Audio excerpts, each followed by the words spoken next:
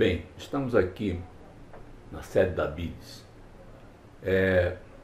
analisando agora a questão da crise política que o Brasil está passando, principalmente agora a aprovação da tramitação do processo de impeachment da presidente Dilma na Câmara dos Deputados. Bem, a questão é qual é a finalidade dessa nossa avaliação dentro do contexto do desenvolvimento sustentável do Brasil. A BIDES é uma instituição ligada, preocupada e que desenvolve atividades e pesquisa no campo da promoção do desenvolvimento sustentável. E é claro que há uma relação direta entre a questão da crise política, da crise econômica, essas duas coisas que estão intimamente imbricadas, com a questão do desenvolvimento sustentável do Brasil. Por quê?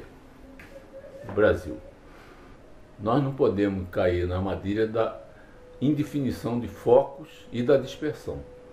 Caso isso ocorra, não teremos condições de projetar e de analisar os desdobramentos possíveis e também apontar rumos que possam ser seguidos dentro da dinâmica deste processo desencadeado no nosso sistema político institucional. Como disse a jornalista Carla Rocha na sua coluna de O Globo no sábado, Panorama Carioca, sobre a questão da violência no Rio de Janeiro e a morte dos 5 rapazes em Costa Barros, assassinados pela Polícia Militar do Rio de Janeiro, ela diz que nós apertamos esse gatilho, a nossa omissão, a nossa não participação, o nosso silêncio, ele ajuda a apertar esse gatilho que torna que transforma o Brasil num Afeganistão em termos de violência. Mas nós não estamos aqui para comentar isso, esse fato em si, mas focando na questão da crise política e da crise econômica e suas implicações com o desenvolvimento sustentável, nós estamos agora chegando ao final de 2015 com um crescimento negativo do PIB, né? Aliás, com um decréscimo do PIB aí que alguns analistas já apontam para que seja de 4%. Dentro do Congresso Nacional, as medidas que foram apresentadas pelo ministro Levi para a superação da crise, principalmente no que tange aos déficits orçamentários, eles estão virtualmente paralisados. Alguma coisa andou, pouca coisa andou, né? A prisão do senador Delcídio do Amaral, que era relator de uma medida importante, que era a repatriação de recursos depositados em bancos estrangeiros por cidadãos brasileiros, ele também, obviamente, vai sofrer uma certa descontinuidade, embora já se tenha um novo relator para essa matéria. Mas um dos receios maiores do mercado e dos agentes financeiros é que o processo de impeachment ele cause um retardamento na tramitação de medidas que viriam para a estabilidade econômica do país. E esses receios eles têm fundamento. Nós já observamos uma mobilização intensa, tanto do governo, as suas bases no Congresso Nacional, o próprio Supremo Tribunal Federal, a oposição, já praticamente dedicados quase que exclusivamente ao processo de impeachment da presidente Dilma. Esse é um dado fundamental e que essa tramitação, que poder demorar 2 meses, ela vai certamente monopolizar toda a atenção, não só das instituições, como também da sociedade, com mobilizações na rua, maiores ou menores, contra ou a favor. Bem, com isso, todas as perspectivas de novos projetos, de projetos ligados ao desenvolvimento sustentável na área de energia, na área de infraestrutura, na área da agricultura, na área de florestas, na área de recursos hídricos, todas essas discussões elas ficam virtualmente paralisadas. Até porque muitas iniciativas que foram tomadas no passado pelo governo, elas levaram a um complicador muito grande.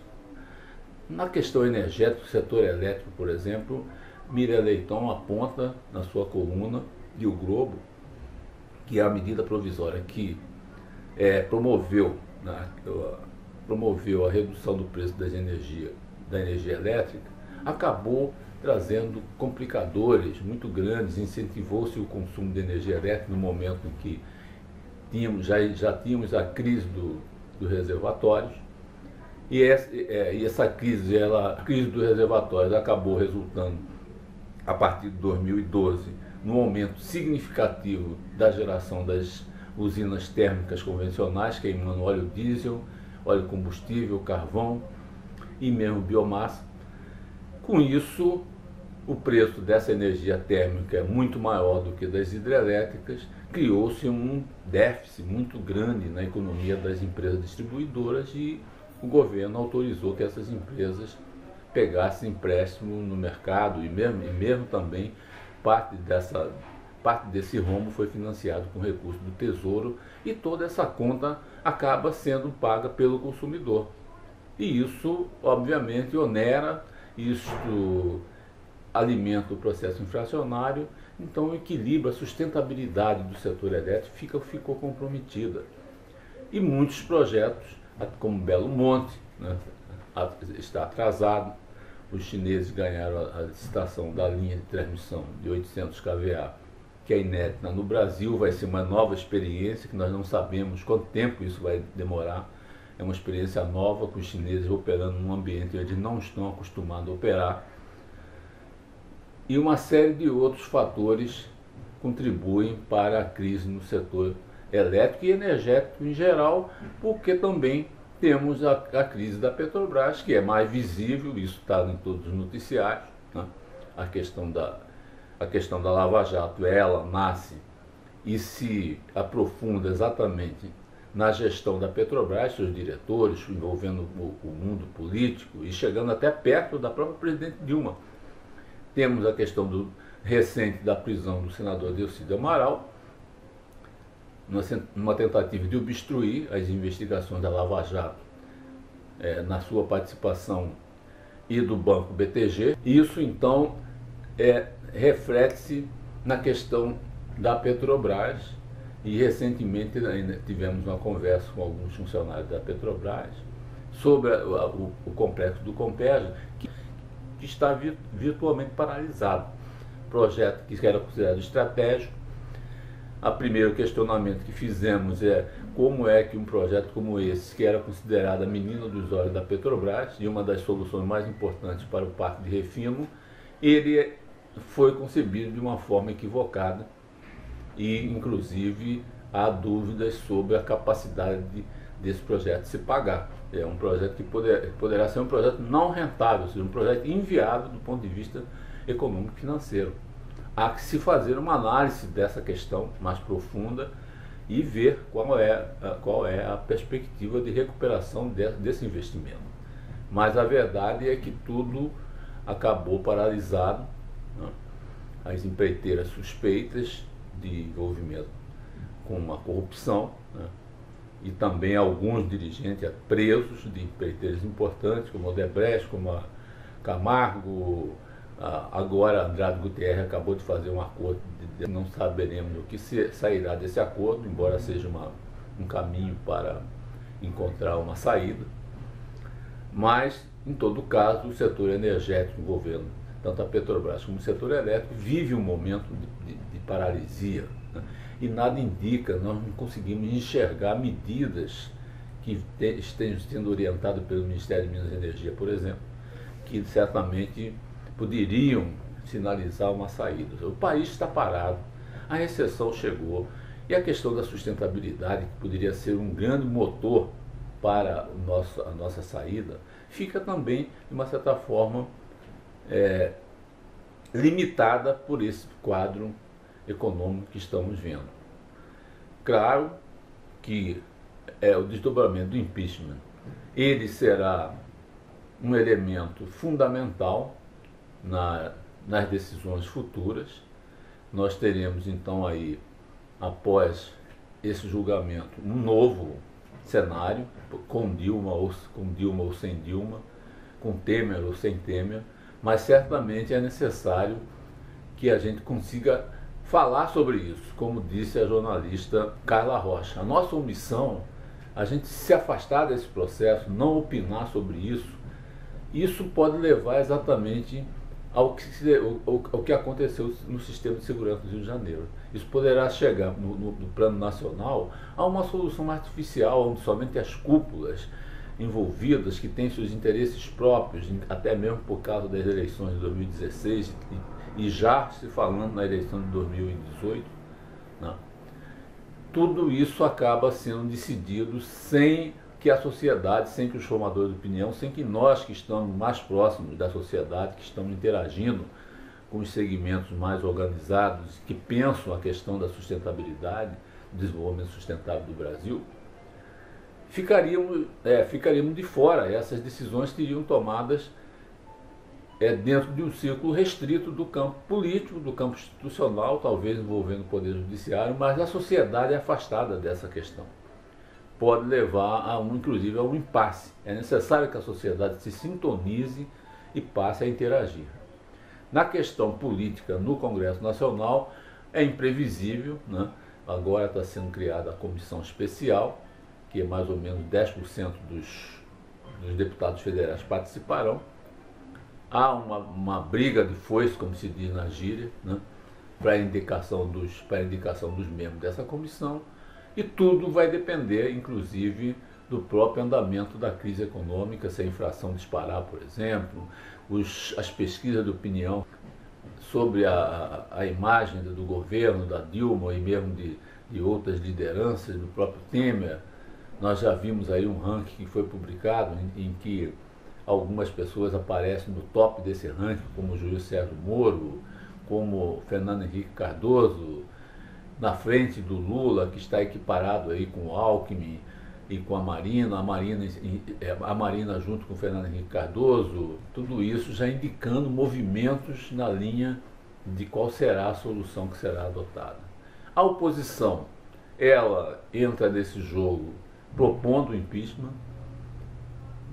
na tentativa de abrir caminhos para a solução da crise política, sem entrar no mérito, pelo menos o julgamento de impeachment, ele coloca um marco divisório e a oposição, ela vem machucada desde a época da eleição da Dilma. Toda essa crise política, de uma certa forma, tem origem na eleição da presidente Dilma.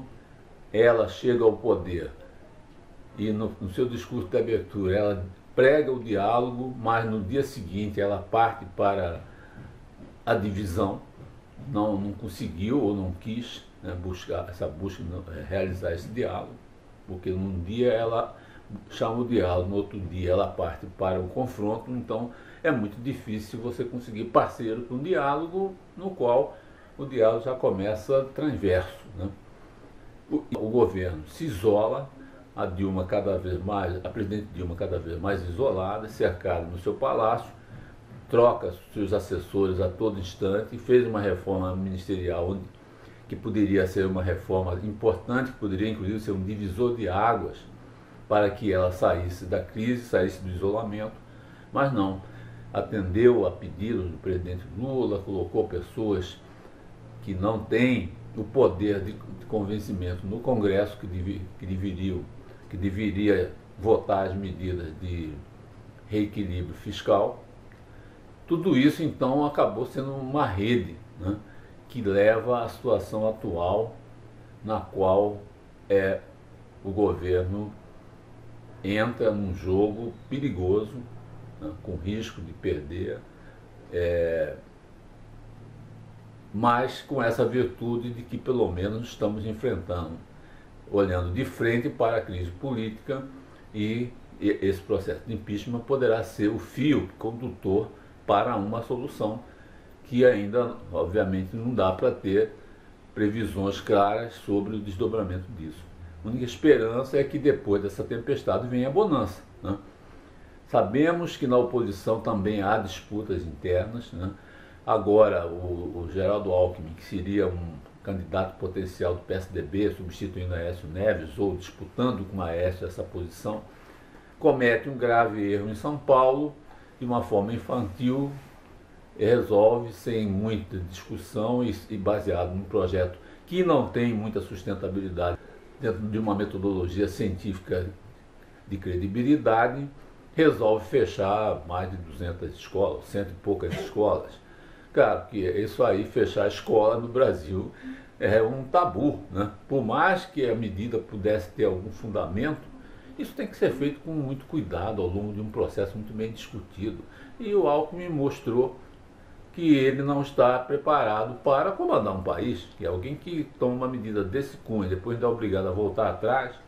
Então, a partir de hoje, dentro do cenário da oposição e dentro do PSDB, temos o Aécio e agora aparece um ator novo, que é o governador de Mato Grosso, Pedro Taques, que surge como um líder, ex-senador, oriundo do Ministério Público, que está em alta, né? A Justiça e o Ministério Público estão em alta junto à sociedade, chega com credenciais para disputar uma eleição presidencial, dependendo de como vai evoluir o cenário. Porque dentro desse cenário, o próprio Aécio Neves poderá sair desgastado em função das investigações da Lava Jato e desse embate direto com o PT. Ele acaba sendo alvo de muitos ataques, alguns fundamentados, outros não fundamentados. Aliás, o PT é mestre em criar dossiês e apontar culpados, né? Exatamente agora prova do seu próprio veneno. Eu que fui do PT até 1977 conheço muito bem a dinâmica do partido. Infelizmente, a qualidade do PT da década de 90 para agora ela caiu muito. Alguns quadros mais qualificados, como Disseu, Delúbio, Genuíno, eles foram envolvidos na questão do mensalão e agora outros na Lava Jato, né? Exatamente por uma escolha, uma opção errada do partido, né? Uma opção de trabalhar o Estado como se fosse sua propriedade. Lembro muito bem que quando o Lula assume o primeiro mandato, coloca nas estatais sindicalistas ou ex-sindicalistas sem experiência de gestão. Conhecia alguma coisa do segmento que estava inserido, mas não tem experiência de gestão. Para ser um presidente, para ser um diretor de uma empresa que tem influência no mercado, na economia nacional, tem que ser pessoas competentes, mas não. Naquele afã de atender o seu público, atender os seus cabos eleitorais, encheu de gente incompetente as empresas e mesmo órgãos federais. E até essa gente se articular, conhecer, aprender, passou-se quase um mandato inteiro. E muitos não aprenderam. Considero o setor nuclear um bom exemplo, que esse eu conheço muito bem, onde os sindicalistas colocados começaram, em vez de melhorar a gestão, a demitir pessoas que eram da gestão anterior, perseguir gente. E o setor nuclear foi um dos mais atingidos, paralisados. Estamos aí com o Angra 3 parado, né, devido à questão da Lava Jato, já é uma outra implicação. Mas lembro muito bem que dentro da própria eletronuclear foi colocado pessoas em quadro de diretoria sem o devido preparo. Tudo isso, obviamente, causou problemas que até hoje repercutem nos orçamentos, no desempenho das empresas. Isso ocorreu em várias estatais, não foi só no setor nuclear. Então, esses desmandos, esses desvios, eles estão gerando os frutos de hoje, a Lava Jato e outros desvios que nós sabemos muito bem que ocorreram. E lamento muito que algumas dessas pessoas chegaram até de ser muito ligadas a mim, como Delúbio, com que eu tomei algumas cervejinhas, vamos dizer assim, né? Viajamos juntos, era uma pessoa competente, mas admiro depois que essas pessoas se deixaram levar, se embriagaram pelo poder e achavam que podiam tudo. E isso levou a esse desmando que está aí, que a Dilma acaba sendo vítima disso, né? E me admira muito o ex-presidente Lula, que fala demais, busca influenciar cada passo da Dilma, e a Dilma, por outro lado, se sente prisioneira do Lula, e há uma simbiose que acaba prejudicando o país. Um estadista tem que ter independência, tem que ter uma posição muito clara, não pode ficar prisioneiro de esquemas. Partidos são necessários, mas partidos para ajudar e não para atrapalhar. Então, a questão de desenvolvimento sustentável após a COP21 e dentro desse bojo da crise política e econômica é um assunto que devemos aproveitar o momento para nos prepararmos para o que virá depois. Porque a saída para o Brasil está, um dos diferenciais que nós temos exatamente são os nossos recursos naturais e o seu manejo sustentável, agregação de valor, uma atuação séria na área energética, nas energias renováveis, na própria energia nuclear, a questão do aproveitamento da nossa biomassa para a geração de energia, a nossa produção de alimentos de forma sustentável, com o consorciamento de culturas, pecuária, cultura, floresta que está sendo desenvolvido pela Embrapa, tudo isso são vetores com um enorme potencial de gerar riqueza e inclusive de dar a sinergia e a economia de escala que nos permita sair dessa estagnação. Infelizmente, os nossos dirigentes perderam esse foco, perderam essa noção. O quanto nós temos de potencial, o quanto nós poderíamos criar de investimentos, né, neste campo.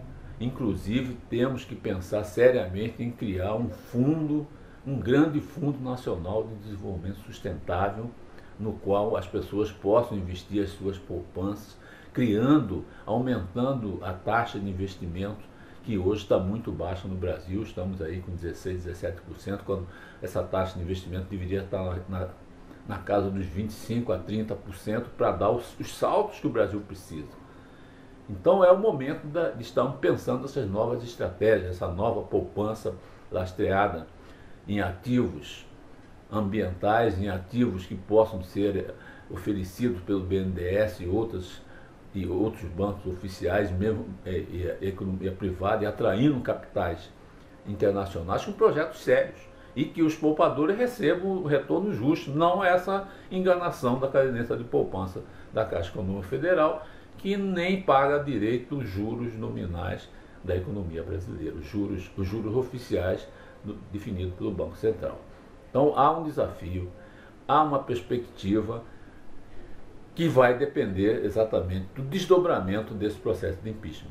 Esperamos que seja justo,